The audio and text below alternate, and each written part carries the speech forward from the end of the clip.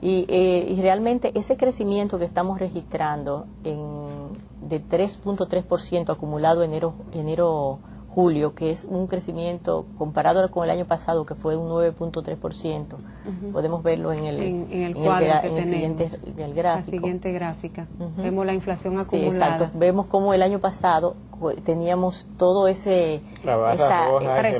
presión inflacionaria producto de todas las alzas internacionales, tanto de los bienes primarios como de las alzas desmesuradas que estaban registrando el petróleo en el año pasado. Además que estábamos en un periodo electoral, que teníamos un crecimiento también muy alto de crecimiento económico, y todo eso está incidiendo en esa presión inflacionaria. O sea que son 6 puntos porcentuales menor a los registrados en ese mismo periodo el año pasado. Y si vemos eso mismo en los demás países de América Latina, está pasando igual en todos los países. O sea, es un proceso de baja presión inflacionaria que se está dando a nivel de toda la región, por todos esos mismos factores. O sea, porque ha caído el precio del petróleo, han caído las materias primas a nivel internacional, y a nosotros nos ha acompañado adicional ese boom, ese crecimiento tan significativo y esa recuperación que ha tenido a lo largo del año el sector agropecuario.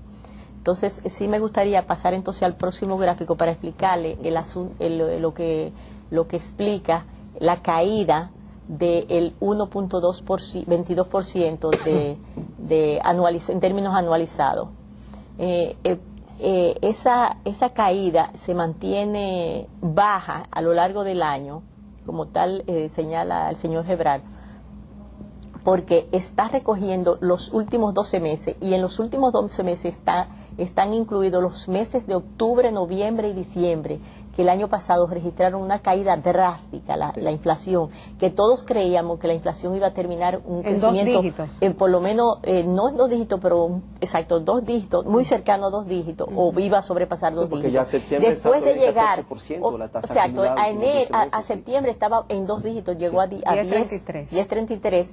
Y en esos últimos 3 meses, producto de la caída abrupta que tuvieron los precios internacionales del petróleo, pues como eso tiene tanto peso dentro de la canasta, pues incidió en esa baja. Entonces, como ahora se están recogiendo esos precios de los últimos 3 meses, más todo el proceso de baja presión inflacionaria de los primeros 7 meses, 7 meses del año, entonces lo que ha incidido en que se mantenga en tasas negativas en términos anualizados. Por lo que nos debemos de alarmarnos, entonces, que el próximo cuadro en el último semestre, o sea, en el segundo semestre del año, va a repuntar un poquito, porque nos vamos a comparar con meses que fueron extraordinariamente negativos. En la medida en que se van descontando los meses, por ejemplo, ya en octubre, cuando se desmonte el mes de octubre del año pasado que fue negativo, el de noviembre y de diciembre, entonces en esa misma medida comienza a repuntar y termina entonces la anualizada igual que la de 12 meses, la punta a punta. ¿Cuál es la expectativa que está manejando para el fin de año? ¿Qué significa ese cuadro?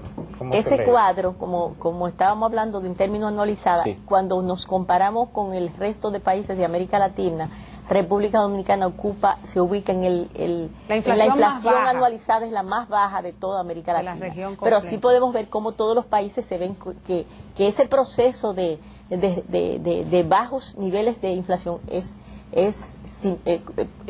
algo normal en todos los países de América Latina, a excepción de Venezuela, que como ustedes saben tiene varios años de crecimiento de alta inflación. Pero en pocas palabras, lo que tú has dicho en el segmento anterior y en esto, para los que todavía cuestionan la estabilidad macroeconómica, un crecimiento positivo que no es solo en República Dominicana, sino también en otros países de la región, la inflación más baja de América Latina y una estabilidad relativa del tipo de cambio, de manera que el que cuestione si eso no es el fundamento de una estabilidad macroeconómica, por favor. Lo que es algo que debe de siempre sobresalir es que en medio de esta crisis, República Dominicana mantiene un crecimiento moderado pero positivo. Exacto.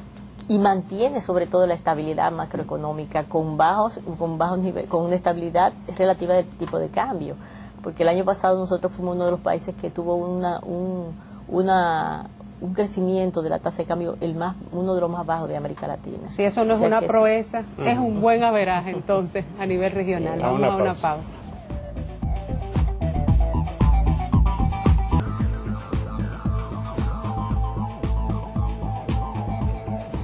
Bien amigos, continuando con nuestro programa de la noche de hoy, estamos conversando con Olga Díaz, quien es asesora de la Gobernación del Banco Central de la República Dominicana y, como ya todos ustedes conocen, experta en cuentas nacionales. Con ella hemos estado viendo el comportamiento de algunas variables económicas en lo que va de los primeros 7 meses del año, el tema de la inflación, y en alguna forma algunos elementos de los factores que han estado explicando el comportamiento del producto, ¿no? El crecimiento de un 1.4% que anunció el presidente de la República en estos días. Sin embargo, Olguita, hay ahora muchas opiniones que se están virtiendo en los medios de comunicación. Hemos visto informes de economistas que todo el mundo sabe son contaminados por la política, pero también hemos visto algunos informes del sector empresarial. En estos días el presidente del CONEP habló de la economía dominicana y dio una serie de datos e informaciones que a nosotros nos gustaría que tú, que conoces muy bien todos estos números, nos diera alguna orientación sobre esos elementos mencionados por el presidente del CONEP. Un poco con la idea de que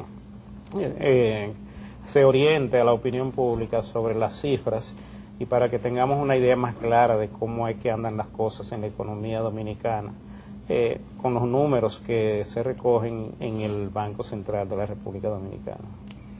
Sí, primeramente quiero referirme en términos generales al discurso que realizó el licenciado Macarrulla ante la Cámara Americana de Comercio, y porque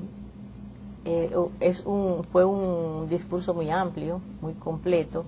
Sin embargo, a mi entender, que manejo muchas estadísticas, el discurso que dio el licenciado Macarrulla adolece en algunos casos de algunas imprecisiones y de algunas contradicciones, y es un poco inconsistente. Inconsistente, exacto. Entonces, por ejemplo, uno de los planteamientos que comienza a realizar es sobre las remesas. Él dice que aunque las remesas han sido el sustento de una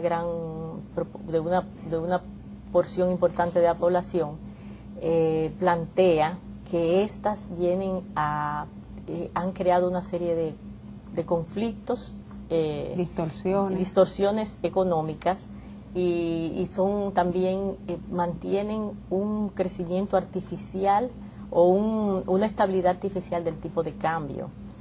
Realmente considero esto un poco impreciso, inconsistente, porque todos sabemos que en todos los países donde las remesas tienen un peso importante, lo que hacen es que contribuyen positivamente al desenvolvimiento económico.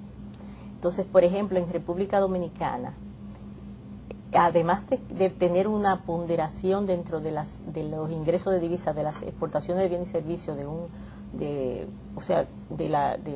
11%, representar un 11% del PIB. El segundo que más aporta es uno de los la segunda actividad más importante como generador de divisas después del turismo. Primero turismo y después remesa. Segundo, es importante que los televidentes sepan que las remesas, según un estudio del Banco Mundial que hizo sobre la pobreza, del total dentro del índice de la pobreza,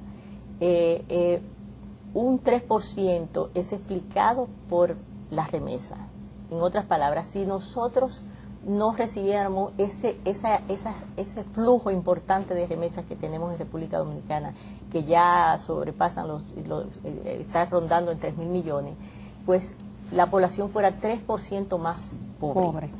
Es decir, que si tenemos, por ejemplo, un 36%, sería la pobreza sin remesa un 39%. Un 39%. Cuando llegó a 43%, que fue con el periodo de la crisis, pues, en vez de 43 hubiese sido 46%. O sea que la remesa lo que hace es que contribuye a paliar los problemas sociales y problemas de pobreza en la República Dominicana.